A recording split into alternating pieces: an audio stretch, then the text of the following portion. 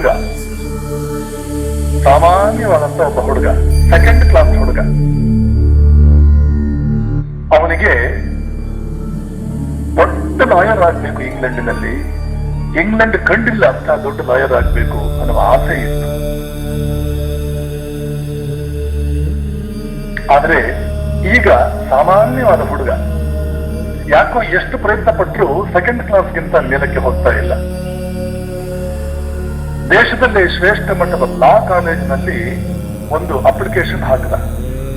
ಆ ಲಾ ಕಾಲೇಜಿನ ಸೆಲೆಕ್ಟ್ ಆಗ್ಬೇಕು ಅಂತಂದ್ರೆ ಎಂಟ್ರೆನ್ಸ್ ಟೆಸ್ಟ್ ಇತ್ತು. ಆ ಎಂಟ್ರೆನ್ಸ್ ಟೆಸ್ಟ್ ನಲ್ಲಿ ಬರೆದ. ಏನು ಬರೆದಿದ್ದೀನಿ ಏನು ಬರೆದಿಲ್ಲ ಅಂತ ಅವ್ರಿಗೆ ಗೊತ್ತಿಲ್ಲ. ಆವತ್ತಿನ ಮೂಡು, ಕನ್ಫ್ಯೂಷನ್, ಟೆನ್ಷನ್, ಪಡೆಯಲೇಬೇಕು ಇನ್ನು ನಾನು ಸೀಟು ಅನ್ನುವಂತ ಒಂದು ದುಗುಡ, ಅದರ ತಕ್ಕಂತೆ ತಯಾರಿ ಇಲ್ಲದೆ ಇರೋದು. ಆದ್ರಿಂದ ಏನ್ ಬರೆದಿದ್ದೀನಿ ಏನ್ ಬರೆದಿಲ್ಲ ಅಂತ ಗೊತ್ತಿಲ್ಲ. ಆದ್ರೆ ಬರೆದು ಬಂದ.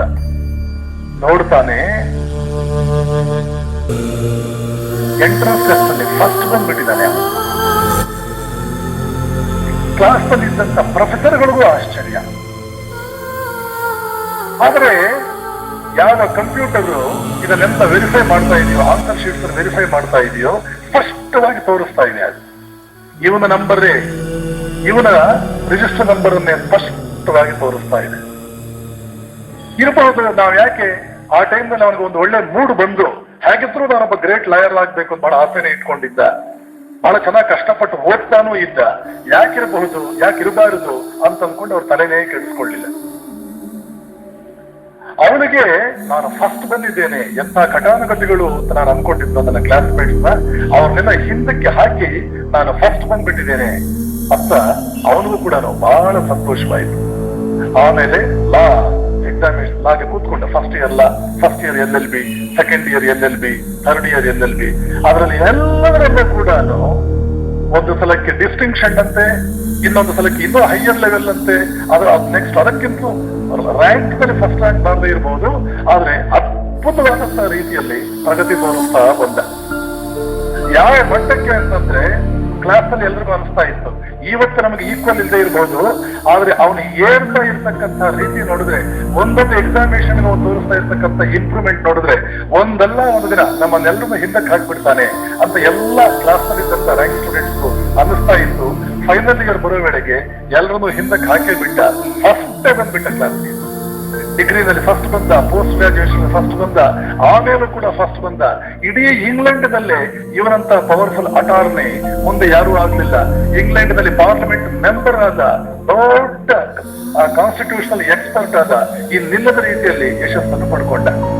ಇಲ್ಲಿ ನಡೆದಿದ್ದೇನು ಅಂತಂದ್ರೆ, ಇಲ್ಲಿ ಏನೋ ಒಂದು ಸಣ್ಣದೊಂದು ಅಚಾತುರ್ಯ ನಡೆದು, ಆ ಅಚಾತುರ್ಯದಿಂದ ಇಷ್ಟೆಲ್ಲ ಆಗ್ಬಿಡ್ತು. ಏನದು ಅಚಾತುರ್ಯ ಅಂತಂದ್ರೆ, ಇವನು ಮೊದಲು ಎಂಟ್ರೆನ್ಸ್ ಎಕ್ಸಾಮ್ ಬರೆದಿದ್ದಲ್ಲ, ಆವಾಗ ಒಬ್ಬ ಸೆಕೆಂಡ್ ಕ್ಲಾಸ್ ಸ್ಟೂಡೆಂಟ್ ಹೇಗೆ ಬರೀಬೇಕು ಹಾಗೇನೇ ಬರೆದಿದ್ದ. ಅದಕ್ಕಿಂತ ಚೆನ್ನಾಗೇನೋ ಬರೆದಿರ್ಲಿಲ್ಲ. ಆದ್ರೆ ಯಾವ ಯಂತ್ರದಲ್ಲಿ ಫಸ್ಟ್ ಯಾರು ಸೆಕೆಂಡ್ ಯಾರು ಅಂತೆಲ್ಲ ನೋಡ್ತಾ ಇದ್ರು, ಆ ಯಂತ್ರದಲ್ಲಿ ಕೆಲವಾರು ವರ್ಷಗಳ ನಂತರ ಒಂದನ್ನು ಕಂಡು ಹಿಡಿದ್ರು ಅದರ ಎಕ್ಸ್ಪರ್ಟ್ಸ್. ಏನು ಅಂತಂದ್ರೆ, ಯಾವುದೋ ಒಂದು ಸಂದರ್ಭದಲ್ಲಿ ಒಂದು ಬಟನ್ ಮಿಸ್ಟೇಕ್ ಆಗಿ ಯಾರದೇ ನಂಬರ್ ಬರಬೇಕಾದ ಜಾಗದಲ್ಲಿ ಇವನ್ ನಂಬರ್ ಬಂದ್ಬಿಟ್ಟಿತ್ತು.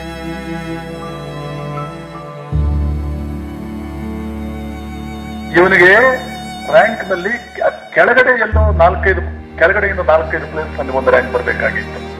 ಆದ್ರೆ ಒಂದು ಬಟನ್ ಏನೋ ಆಗಿ ಮಿಸ್ಟೇಕ್ ಆಗಿ ಇವನು ಫಸ್ಟ್ ಬಂದ್ಬಿಟ್ಟಿದ್ದ. ಅವಾಗ ಅವನ್ಗನ್ನಿಸ್ತು, ಅರೆ ನಾನು ಇಷ್ಟು ದಿನ ಸೆಕೆಂಡ್ ಕ್ಲಾಸ್ ಸ್ಟೂಡೆಂಟ್ ಅಂತ ಅನ್ಕೊಂಡಿದ್ದೆ, ನಾನು ರ್ಯಾಂಕ್ ಸ್ಟೂಡೆಂಟ್. ನಾನು ಯಾರಿಗೆ ಕಡಿಮೆ, ನಾನು ರ್ಯಾಂಕ್ ಸ್ಟೂಡೆಂಟ್. ಏನ್ ಇವ್ರೊಬ್ಬರೇನಾ ರ್ಯಾಂಕ್ ಕಟ್ಟಿಟ್ಟು ಬುತ್ತಿ ಇವ್ರಿಗೇನಾ? ನನ್ನ ಕೈಯಲ್ಲಿ ಆಗೋದಿಲ್ವಾ? ನಾನು ಯಾರಿಗೇನು ಕಡಿಮೆ ಇದ್ದೇನೆ? ಅವತ್ತು ಯಾವುದೋ ಮೂಡಲ್ಲಿ ಹ್ಯಾಕ್ ಬರ್ದಿದ್ದೇನೋ ಏನೋ ಅಂತ ಯೋಚನೆ ಮಾಡ್ತಾ ಇದ್ನಲ್ಲ, ಹ್ಯಾಕ್ ಬರ್ದಿದ್ದೇನೋ ಏನೋ ಅಲ್ಲ, ನಾನು ಚೆನ್ನಾಗೇ ಬರ್ದಿದ್ದೇನೆ. ಇಲ್ಲ ಅಂದ್ರೆ ಇಷ್ಟು ಅದ್ಭುತವಾದಂತ ಈ ಯೂನಿವರ್ಸಿಟಿನಲ್ಲಿ ಇಂಥ ಮೆಷಿನ್, ಪರ್ಫೆಕ್ಟ್ ಮೆಷಿನ್ ಇದರಲ್ಲಿ ತಪ್ಪು ತೋರಿಸೋದು ಅಂತ ನಾನು ಯಾರಿಗೂ ಏನು ಕಡಿಮೆ ಇಲ್ಲ, ತೋರಿಸ್ತೀನಿ ಇನ್ಮೇಲೆ ಇವರಿಗೆಲ್ಲ ನನ್ನ ಕೈಲಿ ಏನಾಗುತ್ತೆ ಅಂತ ನಾನು ತೋರಿಸ್ತೇನೆ. ತನ್ನ ಬಗ್ಗೆ ತನಗಿದ್ದಂತ ಒಂದು ಚಿತ್ರವೇ ಬದಲಾವಣೆ ಆಗೋಯ್ತು. ಆ ಪ್ರಚಂಡವಾದ ಆತ್ಮವಿಶ್ವಾಸ ಯಾವ ಮಟ್ಟಕ್ಕೆ ಮುಂದುವರಿಯಿತು ಅಂದ್ರೆ, ಯಾರೂ ನನ್ನ ಸಮನಕ್ಕೆ ಬರಲಾರರು, ನನ್ನ ಸಮ ಯಾರು ಬರಲಾರರು ತಂದು ಅವನನ್ನು ನಿಜವಾಗ್ಲೂ ಆ ಮಟ್ಟಕ್ಕೆ ಏರಿಸ್ಬಿಡ್ತು. ಇದರಿಂದ ನಾವು ಕಲಿಬೇಕಾದ ಪಾಠ ಏನು ಗೊತ್ತಾ? ದೊಡ್ಡದೊಂದು ಪಾಠ ಇದೆ. ಯಾವುದಾದ್ರೂ ಒಂದು ಘಟನೆಯಿಂದ ನೀವೇನೋ ಸಾಮಾನ್ಯರಲ್ಲ, ಅಸಾಮಾನ್ಯವಾದಂತಹ ಶಕ್ತಿ ನಿಮ್ಮಲ್ಲಿದೆ ಅಂತ ನಿಮ್ಮ ಮನಸ್ಸಿಗೆ ಫುಲ್ಲೆಸ್ಟ್ ಕನ್ವಿಕ್ಷನ್ ಸಿಗೋ ರೀತಿಯಲ್ಲಿ ಈ ತರ ಏನಾದ್ರೂ ಒಂದು ಅಚಾತುರ್ಯ ನಡೆದರೂ ಕೂಡ ನಿಮ್ಮ ಬಗ್ಗೆ ನಿಮ್ಮ ಭಾವನೆ ಬೇರೆನೇ ಆಗ್ಬಿಡುತ್ತೆ. ಆಮೇಲೆ ನಿಮ್ಮ ವ್ಯಕ್ತಿತ್ವದ ರೀತಿನೇ, ನಿಮ್ಮ ವ್ಯಕ್ತಿತ್ವವೇ ಬೇರೆಯೇ ಆಗ್ಬಿಡುತ್ತೆ.